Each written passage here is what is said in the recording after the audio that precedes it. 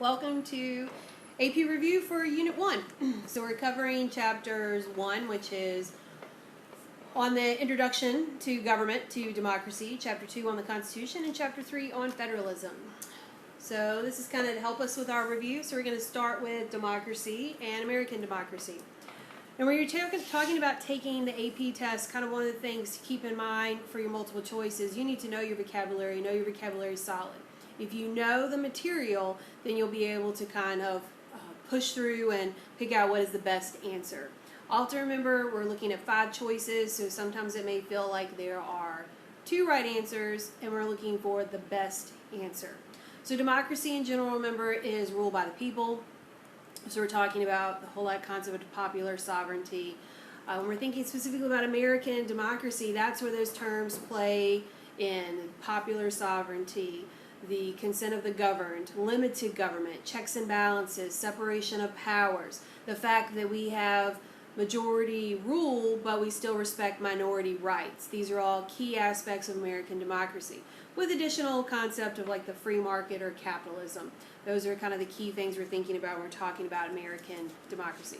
Be prepared to do kind of a short answer on what would you say are kind of the key elements of American democracy. All right, so voter turnout in America, specifically, why is it so low? One of the things that's the best indicator of whether or not somebody's going to vote, the older you are and the more educated you are, the more likely you are to vote. So really the question is, why don't young people vote?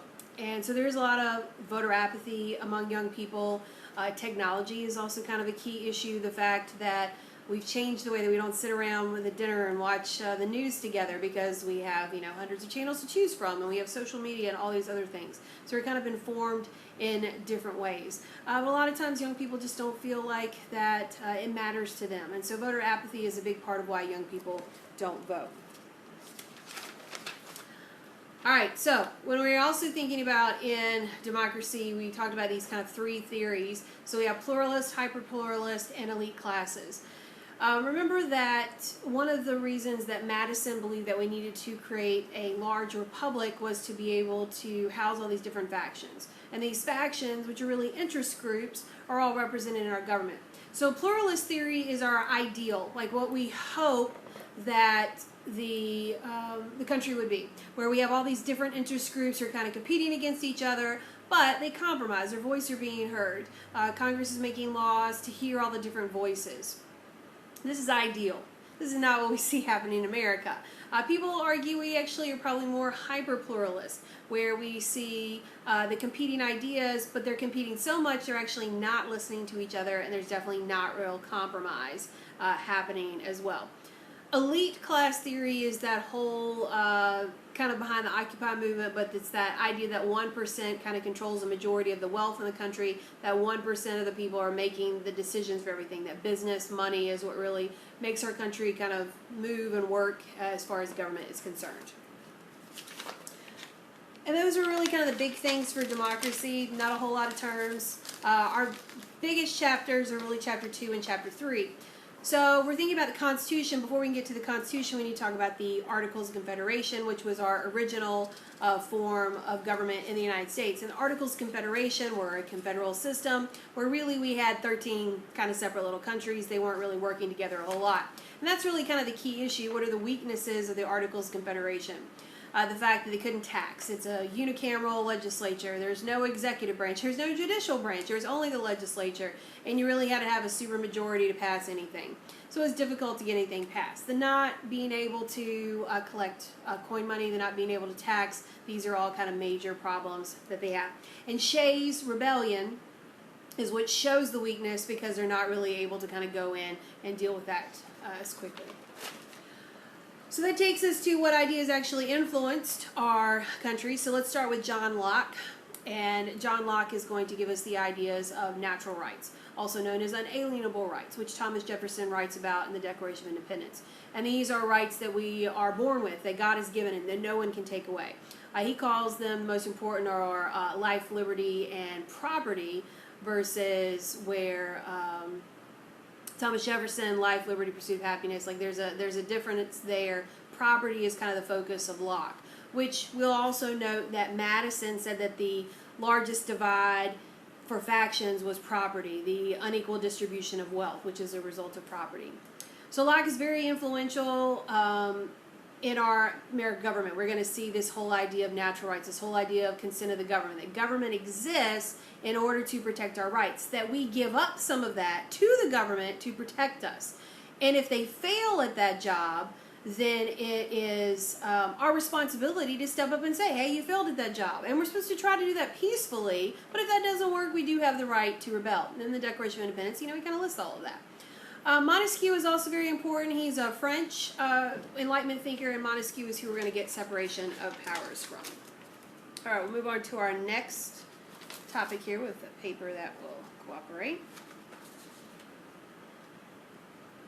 All right, so we have the Virginia Plan, New Jersey Plan, and the Connecticut Compromise. So the Virginia Plan, this is basically, we're talking about almost ended the Constitutional Convention. So we have this whole issue of how are we going to decide how the legislature is going to be broken down. So the Virginia Plan is that the legislature should be completely based on population, because Virginia is a big state. New Jersey's like, that's not fair. It needs to be equal representation. So the Connecticut Compromise, often also called the Great Compromise by Roger Sherman, says, well, why don't we do both? Let's have a bicameral legislature with the upper house being the Senate, where is based on equal representation. So the Senate is equal representation, and there would be 2 representatives, 2 senators from every state. And originally, senators were chosen by the state legislatures. Today, of course, they're directly elected. We had amendment change for that. And additionally, we would also have a House of Representatives that would be based on population. For the issue of slavery, they came up with a 3/5 compromise, which would count slaves 3/5 of a person for taxation and for representation. And we still use this today. We have 100 members in the Senate today and 435 members in the House of Representatives. And the Constitution is based on good old Virginian James Madison and the Madisonian model, which focuses on having separation of powers, having these 3 kind of distinct branches of government, where we see separation of powers, and we see a bit of a limited democracy, though. Remember, not everyone is getting to vote, and there's definitely a lack of trust. One of the reasons we have the Electoral College. There was the fear of the tyranny of the masses, that they could control things, and so there's definitely a bit of a limited role of the people, limited democracy. So how do we amend the Constitution? We discussed this in class. There's 2 ways. We have formal amending and informal amending. The Constitution has only been formally amended 27 times, and every single time it has started with the same way, with 2/3 of Congress proposing a change to the Constitution. It is then the majority of the time, 26 out of the 27, been approved by 3/4 of the state legislatures. So starting with 2/3 of Congress and then 3/4 of state legislatures. One time, 1 out of the 27, with repeal of prohibition, it was ratified by 3/4 of the state national conventions. Additionally, you could start with the states, 2/3, and then choose the other 2 paths to ratify. Informal amending, though, is also very important. It's a preferred method because informal amending is not as difficult, doesn't require a supermajority. Informal amending happens all the time. Judicial review is a great example. It happens as a result of social change. It also happens as a result of congressional elaboration, where we see that Congress makes laws. We see that committees in Congress, political parties, any court decision. So these are all examples of informal amendments. Our Constitution is flexible. That is one of the things that is the reason that it has lasted so long. Our Constitution, it is difficult to amend, but it is possible. So that we don't take it lightly. We're making a change to the Constitution. It also can be interpreted differently, and so that really speaks to the Founding Fathers, that they developed a document that could be used for 200 years later, that we still can read it and interpret it and apply it to what happens today. You gotta know your vocabulary. So get on Quizlet. I'll put the link. Get on Quizlet. Go over. Know the writ of habeas corpus. Know the bills of attainder. Know the ex post facto laws. Very few kind of Latin words you need to know for this class, but those are ones that I would know. Not going to have a short answer FRQ on this, but you're definitely going to see some multiple choice. Know your vocabulary. Go through the Unit 1 Quizlet. Again, I'll put the link. If I don't remember any other court case, I got to know Marbury versus Madison. So Marbury versus Madison establishes judicial review. Remember, for our class, I'm not so focused on what are all the details of the case. We just need to know what is the constitutional implication, what is the Supreme Court's final decision. And so Marbury versus Madison establishes the concept of judicial review. Major check of the Supreme Court. All right, let's move on into thinking about federalism, how all of this applies. And so when we're thinking about how the country is organized, we've got unitary versus confederal versus federal. The majority of countries in the world are unitary. We are not. We are federal. Pretty much nobody is confederal. Sometimes people make an argument for the United Arab Emirates. The Confederate States of America, Articles of Federation would be examples of that. Make sure we know the definition of federal, the idea that the national government and your state, your local levels are sharing power. Ultimately, the national government is supreme, but power is being shared. Versus in a unitary system where it's all, the national government has all the power and they give, trickle down, whatever, tell the localities, tell your states what to do. And we are definitely, most definitely, a federal system.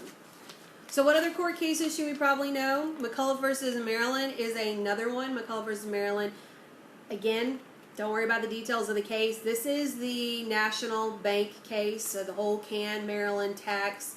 The United States, can the Congress establish a bank? And the Supreme Court says two things. Yes, they can. Implied powers, necessary proper clause does exist. And two, the national government is supreme. So really, McCulloch versus Maryland is important in enforcing two concepts. The idea that the supremacy clause does exist, and the fact that implied powers are also a real thing. Givens versus Ogden, this is our Commerce Clause case. So again, we're just remembering that this is another example, just like McCulloch versus Maryland, of the growth of federal power.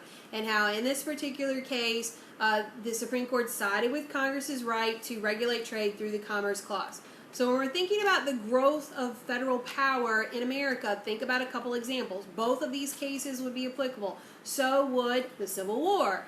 The whole idea of the Civil War puts McCulloch versus Maryland into action because it's saying that yes, the national government is supreme and that states do not have the right to secede. Additionally, you can say the Great Depression. You could also say the Civil Rights Movement. Like, there's definitely several examples where we can see of the federal government growing in power. All right, so let's talk about the different types of powers. We definitely, again, this is vocabulary terms. Enumerated powers, also called delegated, also called express. These are listed powers. That's what enumerated means. They are listed in the Constitution in Article 1, Section 8. Implied powers is the last part of Article 1, Section 8. Implied powers are also called the Necessary and Proper Clause, also called the Elastic Clause. That whole idea that, as it says in the Constitution, paraphrasing here, that Congress can do what is necessary and proper in order to basically make the laws. That's how they came up with the whole national bank, because they could do that because they had the right to coin money and deal with anything kind of related to money. Concurrent powers are powers that are shared by both state and the federal or national government. An example of that would be taxing. And reserved powers are powers that are reserved, set aside for the states. Remember that the 10th Amendment says if it is not delegated, if it is not given, if it is not expressly given to Congress, to the government, then it is set aside for the states. And so that is the 10th Amendment, reserved powers. All right, Supremacy Clause. Again, this important part, Supremacy Clause, thinking about our Lucy Eats, Jolly Ranchers, and Cook's Rats. The legislative branches in Article 1, Executive Article 2, Judicial Article 3, 4 is the relationship between the states. Then we have amending the Constitution, and then we have the Constitution is supreme. Federal law always trumps state law. Think about what we've been talking about with medical marijuana. There is a respect for the states, but ultimately federal law trumps. And the R stands for ratification of the Constitution. So let's talk about that relationship between the states. Full faith and credit clause. Full faith and credit clause is the idea, as stated in the Constitution, that states have to recognize legal documents from another state. So we think about this with marriage certificates, divorces, contracts, anything like this. The Defense of Marriage Act was a major challenge to this, and ultimately the Supreme Court said that the Defense of Marriage Act is unconstitutional. I'm going to stress again, knowing vocabulary. A big key word for this unit is this idea of devolution. This will come up again when we do comparative. But devolution is the idea of taking power from the federal government and giving more of it to the states, which we've seen a trend of that as we're thinking about dual versus cooperative federalism. More things are coming to the hands of states, and that's what devolution of power is. The opposite of devolution, if that helps you think about terms, is centralizing power. So if the federal government is taking more power back, that would be the opposite of devolution. That would be centralizing power. All right, so when we're thinking about this, thinking about how the government has power, fiscal federalism is anything doing with money, so taxing, spending, that's what the government does. And they give that money, they use money as a manipulator to manipulate the states to get them to do what they want to do. Perfect example. Let's think about this whole raising the drinking age from 18 to 21. They told states, we want you to pass this law. By the way, we'll give you a nice little chunk of money to help you improve your roads. States are only going to say no for so long because they're getting free money from the government, so of course they're going to take it. And when we're thinking about grants, there's two types that we really need to focus on: block grants and categorical grants. Block grants are the kind that states like because the government says, here is a block, a chunk of money, and do with this what you think is appropriate. Sometimes they may give a general concept, but it's pretty much up to the state's discretion. Categorical, on the other hand, says, we want you to spend this on education. We want you to spend it not only education, can't spend it on teachers, we want you to spend it on student instruction. So it's specific and it's limiting what they use. There's another type of grant, formula grants. Think about what the word is, formula. Basically, you have to do a formula, you have to meet these standards in order to get money. But these are the two we want to focus on, block grants and categorical grants. All right, speaking of this whole trickle down, all this, we're talking about now dual and cooperative federalism. So dual is our layer cake and cooperative is our marble cake. We used to be dual. We have moved to cooperative. So dual was very specific layers. This is a national power. This is a state power. This is a local power. Cooperative is that marble. It's mixed. It's not so clear anymore. Education, for the longest time, was a state power. Now, the federal government also mandates things for education, so it's a little more mixed. Welfare, for the longest time, was a federal level. It's national government. Welfare Reform Act gives more of that power to the states. That's cooperative. So dual, layer cake.